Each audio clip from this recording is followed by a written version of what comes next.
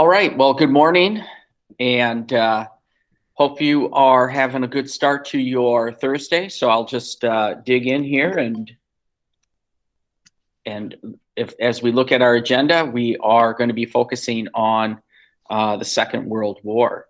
So hopefully you have submitted your assignment, The Impact of the Great Depression, and I will take some time, look at that today, tomorrow, and so anticipate seeing some grades being updated then. Okay. So before I start off, though, dig in. Yesterday I had said that it was a big day in which we were going to our lawmakers were going to certify the electoral votes, and that normally it's a procedural thing that they go through and take care of that. But as you know, yesterday was not a typical day as it unfolded. Yesterday was a very difficult day for the nation and for our nation's capital city of Washington, D.C.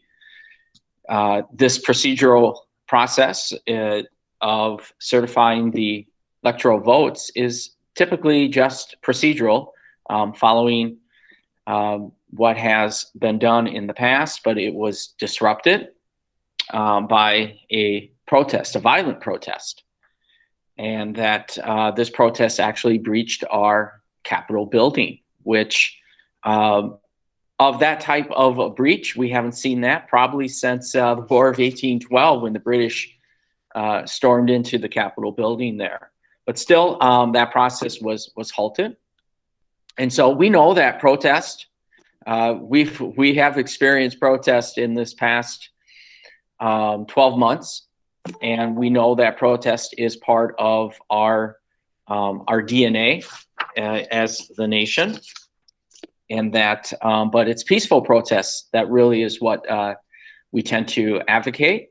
And yesterday was not a peaceful protest by any definition, I guess, if you look at that. So when we look at yesterday, when it's all said and done, the order had been restored, and the process that started the day continued.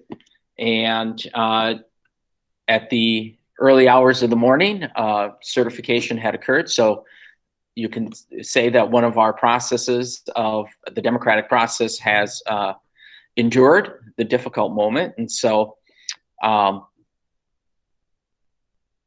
we were able to get through that difficult moment there.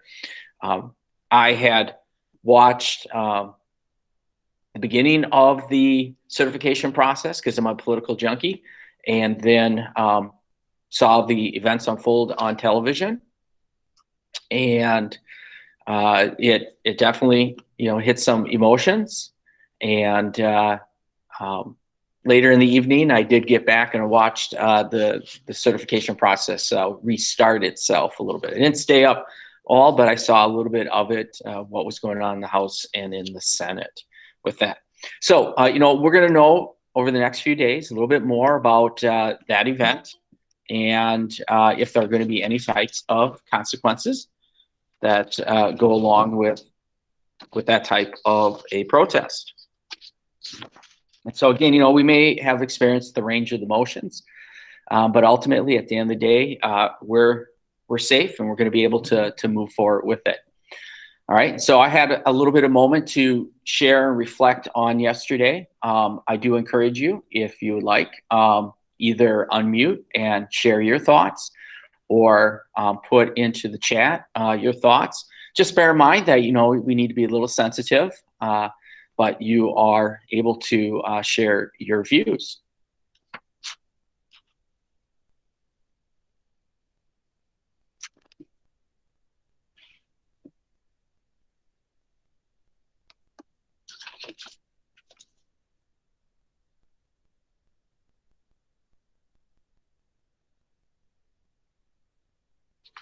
Okay. One thing that was thrown out was, what was the goal of this protest? And I think that is something that will be decided, or hopefully comes out in the next few days, and maybe what was the ultimate goal. If it was to overturn the election, that wasn't necessarily going to happen. As we know, the certification process did continue and concluded this morning. There has been talk of the 25th Amendment out there. And sometimes we don't focus on amendments and stuff like that, but the 25th Amendment is dealing with the presidency. And so when we look at the 25th Amendment really was trying to kind of shore up what the order of secession was if something happens to the president of the United States.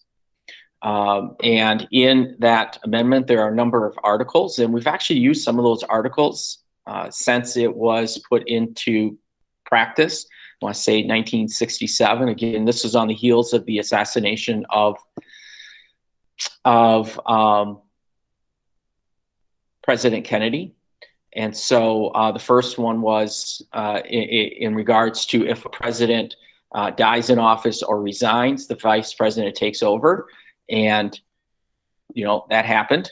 Gerald Ford takes over for Richard Nixon when he resigned. The second article dealt with, in the case of if there's a vacancy in the vice presidency, the president has the ability to appoint and Congress can approve.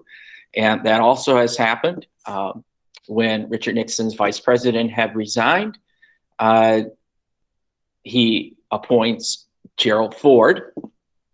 And so Gerald Ford finds himself in Amendment 25 in Articles 1 and 2. He is our only president who has never been formally elected by the people and the electors. Article 3 deals, if the president becomes incapacitated and then the vice presidency can take over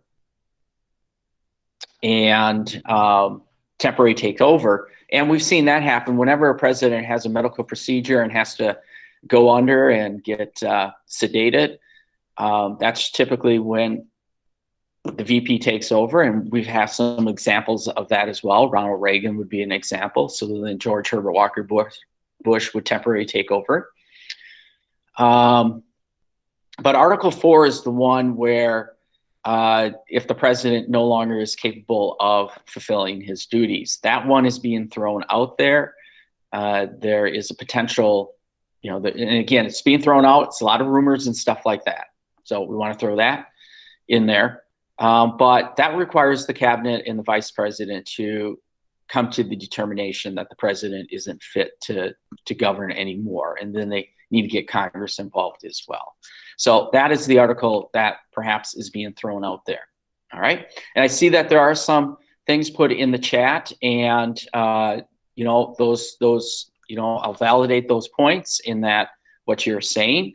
It is the question about the security of the Capitol, which we would anticipate this would probably be one of the most secure and safe places, and something happened. And then about the idea of law and order, and how to handle with rioting and the viewpoints on that. Definitely, if you took some time and just did some channel searching and looking at the different media outlets and what people are saying, there was a whole range of views on how the protest was being handled, and what if it was different groups doing what they were doing. So all that stuff was discussed out there. And so again, we'll see in the next few days how things happen, see how things play out. Okay. But know that if you do want to discuss this more, we can,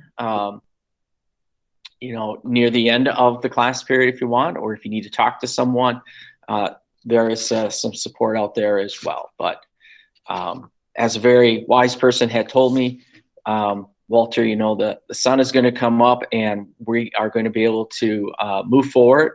And, may not look like the sun is coming up, but it's a little gray out there, but it will come up and we'll be able to move forward from this. All right. No easy transition to this, going from chaos of yesterday to the Second World War. I don't really have a transition to that, but we will transition into the Second World War here. And so, again, like I said, because we have opted not to do the internal assessment this year, and we're going to do it in year 2, this did free up a little bit of time. And so Messiah and I, we decided that we will deal with the Second World War. But when it comes to IB and the Second World War, it may not fit into your frame of thinking about how the Second World War should be taught or plays out. We're going to look at the Second World War and the Americas, how it impacted the Americas, and more specifically about us here in the United States. And that means that we need to look at causes. We need to look at the impact that it has on different groups and deal with some certain issues. So we may not necessarily dig in and focus on the nitty-gritty details of the battles and the strategies and all that stuff. And so if you're hoping that, I'll be honest with you, you'll be disappointed with that. So with that, you should have, hopefully, in 10th grade U.S. or World History or AP World History, or in some previous courses, talked about some of the causes of the war. And we'll hit some of those today. But really today I want to focus on what is going to bring the United States into this conflict that we call the Second World War. To kind of get us thinking in that direction a little bit, before we can talk about our entrance into the war, we do have to look at some of those causes. And so I do have a little video clip here that's going to kind of get our thinking going in that direction, and or at least stimulated about the causes, and then we can go from there.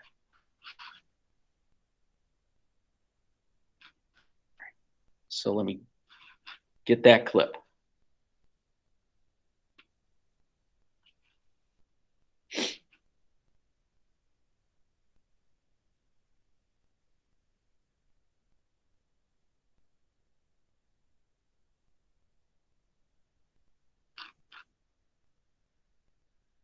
Like anytime when we watch a video clip, just kind of absorb, what the historians or what the clip is getting at. There may be some graphic moments in there because, we're dealing with a war. And then, again, absorb, think of what the historians are getting at and what kind of reactions that we may have. And then we'll just launch into our activity here.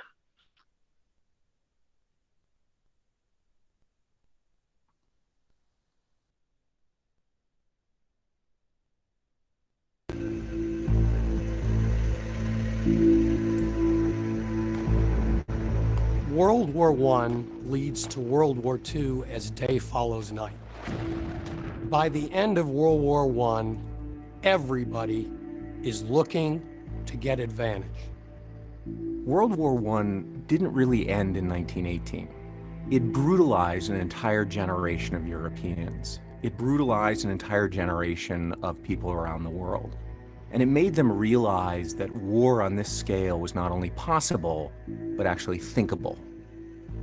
There's a wonderful, wonderful political cartoon where the fat politicians and generals are walking out of Versailles, and there's a little tiny boy and he's crying in the corner. And I'm not kidding, he says, "I'm cannon fodder for 1940. They knew, anyone with half a brain knew that the Treaty of Versailles was essentially the starting gun for the Second World War. Essentially what happened is that you create such an unstable economy and so much animosity between nations that you're just seeding the field of war to rise and grow again. A lot of the anger, animosity, resentment that fuels the rise of the National Socialists of Adolf Hitler in Germany can be directly tied to that. It would be difficult to argue that that's simply propaganda that's utilized by Adolf Hitler. These were very difficult terms for the German people to handle. And it creates this bunker mentality, this us against the world mentality that ultimately will play out in Hitler being able to create a program that appeals to that sentiment. To the average German, they have been sold out by the politicians. In particular, it made people like Adolf Hitler, who had fought, after all, in the German army in World War I, think that if only the Germans could do it again, but do it right this time, they could actually win. We call it World War I, World War II, but it's really two different stages of one global conflict. Just happens that people put their arms down for a 20-year period, and then they went back to fighting again.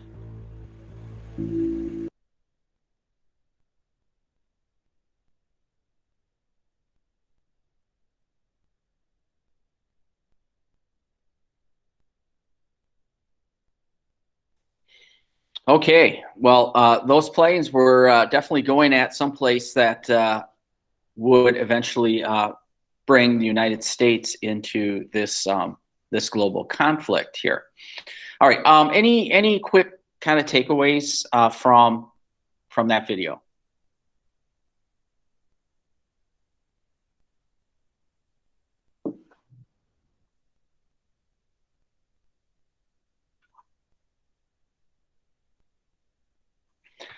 All right, so when I look at that video, and it does bring up a number of what becomes like what we consider causes of the Second World War, in that you know, we look back on World War I, and I know we did not cover World War I in class, but it does look back at World War I and a lot of the unfinished business that was hanging over from World War I. Remember, that was the war to end all wars. For us, it was the war to make the world safe for democracy and create a whole new world order. And the years after the end of that war just simply unraveled for a number of events. And we can look at those economic and political and social events that will contribute to the unraveling of that peace that had been created at the end of the First World War. We're definitely going to have some individuals that are going to have a part in it, and some actions by some governments as well, and perhaps even some inaction by governments that continue or that allow for countries, governments, and individuals to act the way they do. So with that, what I want you to do is please go into Schoology, and the activity Neutrality to War activity is opened up. And let's open it up, and it should look something like this. So as you're doing that, another reason why we want to look at the Second World War as kind of a bridge unit between the Great Depression and our next unit of study, which will be in trimester 3, and that will be on the civil rights movement and social movements, is we do look at the Second World War as a catalyst for those movements that happened in the mid 20th century. So that's another rationale why we want to study the Second World War. All right, so hopefully you have this opened up. And it does, again, look like this. And it's a 3-parter. And you might think that, oh my gosh, it's 3 parts and it's going to take a long time. And it shouldn't. Again, you can always work with historical buddies as you go through this. It's always helpful. Part A is about American reaction to fascist aggression. So sometimes we look at these events that are occurring in Italy, in Germany, and Japan, and we look at how other nations are reacting to it. But what about us here in the United States? How do we react to it? Because at the end of the First World War, the United States went back to its isolationist mode. So, and what we'll see with these fascist aggressions, and fascism is associated primarily with countries like Italy and Germany, and you can say that there are some fascist elements in Imperial Japan as well. So we look at these aggressions, and we want to see how we respond to these particular aggressions. And so in this first part, you can see that there is a list of aggressions, starting with Italy invaded Ethiopia or Abyssinia in 1935, and ends with Japan attacks Pearl Harbor in 1941.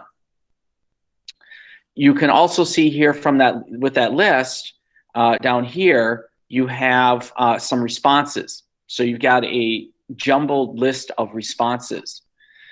You are to match up, all right, the response to the appropriate aggression.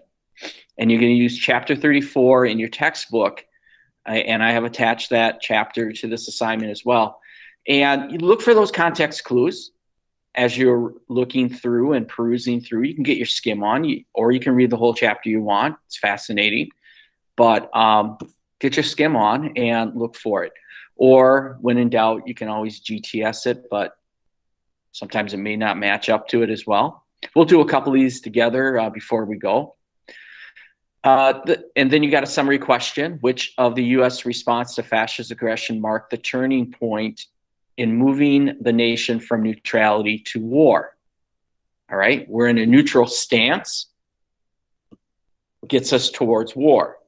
Now, some of you might automatically think Japan attack on Pearl Harbor in 1941, but you can make claims that some of these things up here, we are engaging what is sometimes called armed neutrality, if I can throw some air quotes there, armed neutrality, that we're not even bothering paying attention to our own neutrality, and we're aiding and abetting in some ways allied groups, future allied groups. So think about that. The second part here is, we sometimes hear about America first today, but that's not the first time we've said it. Right during the 1930s, when you're starting to see fascist aggression in Europe taking place, a committee is formed in the United States known as the American First Committee. And our own Minnesotan Charles Lindbergh Jr.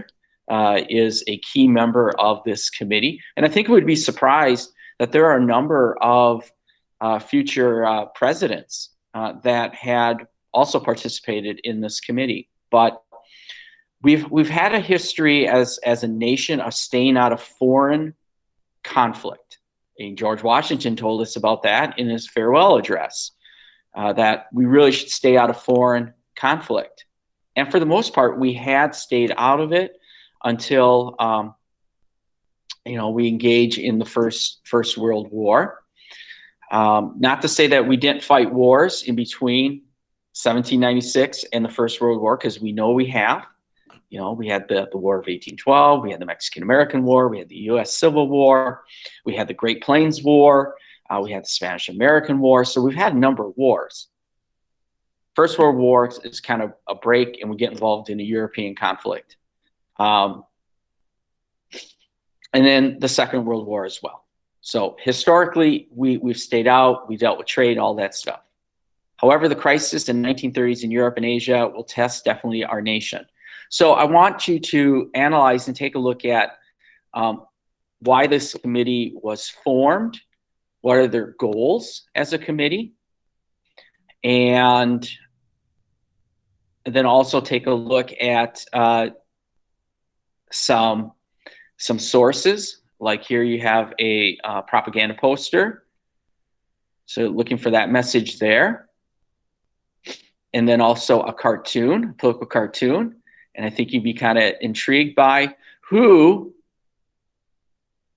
is the author or the artist of this political cartoon.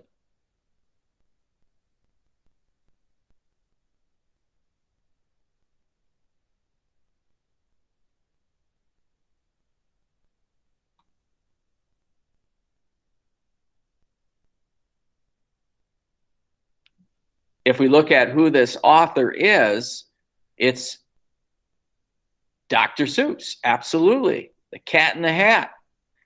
Dr. Seuss. The Grinch. All right. He's kind of gets his start here during this Second World War era. And so what I think is interesting is when you look at some of his political cartoons, some of the characters in his cartoons during this time appear in his books. All right. And so again, it's America First here. When you look at posters or cartoons, take a look at the imagery that's going on in it. If there are any captions, look at what the captions are implying. And then, of course, the big historical questions is, ultimately what we want to arrive at here. To what extent was the reversal of neutrality in the best interest of the United States? So, as Hitler and Mussolini and fascist armies are rolling in Europe, and Japan is expanding and creating its co-prosperity sphere in Asia, at what point, when is it in our best interest to kind of reverse neutrality? All right. So that's something for you to think about. And then kind of the big thing here, and this is something that, can be very applicable today. When should the United States intervene in wars overseas? When do others' issues become, our issues?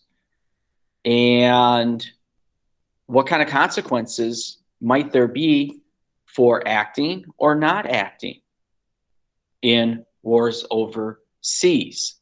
Okay, if you're going to say it's not my problem, if it's not our problem, then why isn't it our problem? Or you're going to say, you know what, it is our problem. Why? Why is it our problem? We live in the CG, all right, or we live in this part of the nation, this part of the world. Kind of thought, why does it impact us? How does it impact us? And why do we need to? All those things are thrown into those two questions. Okay, going back here, like I said in the beginning here,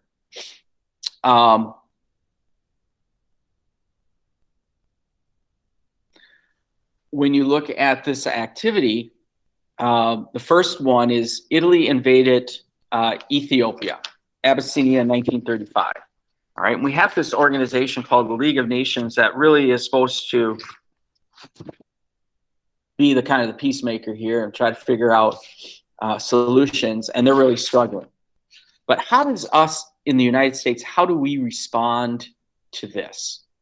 Okay, and what we do when I look at that list there, and always cross off when something is thrown out there.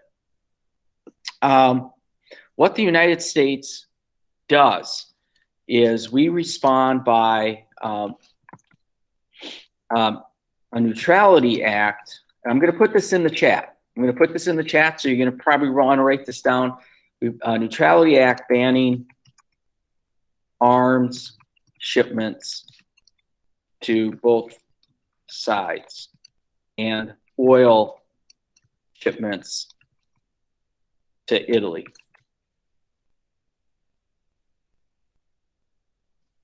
Sometimes we call this the moral embargo. We know what they're doing is morally wrong, and so we place a moral embargo on them. So it's a neutrality act banning arms shipments to both sides and oil shipments to Italy. In reality, FDR, he does this, and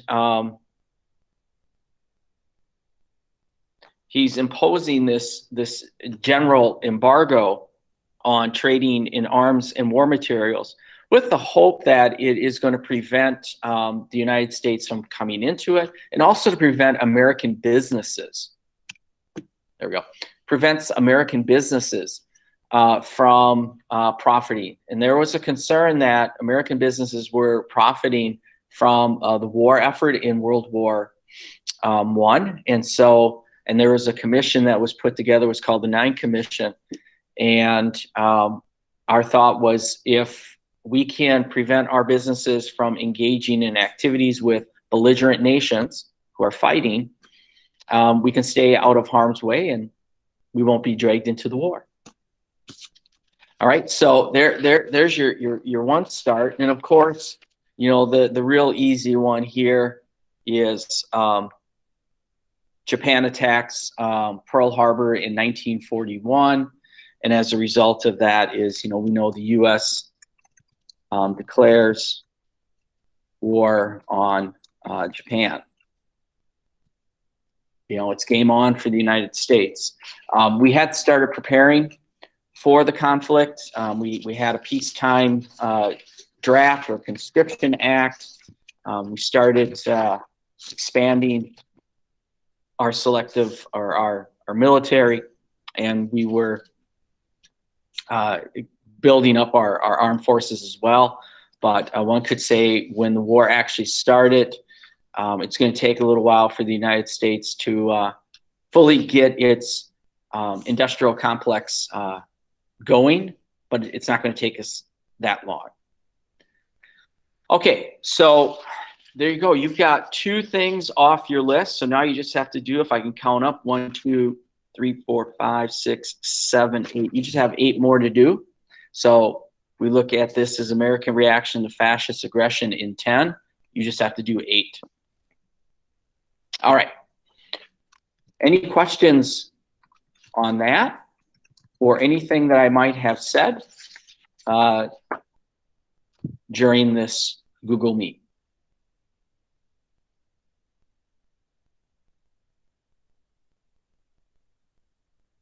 All right, I will keep this Google Meet open if you have any further questions. If not, you are free to go and have a fantastic day.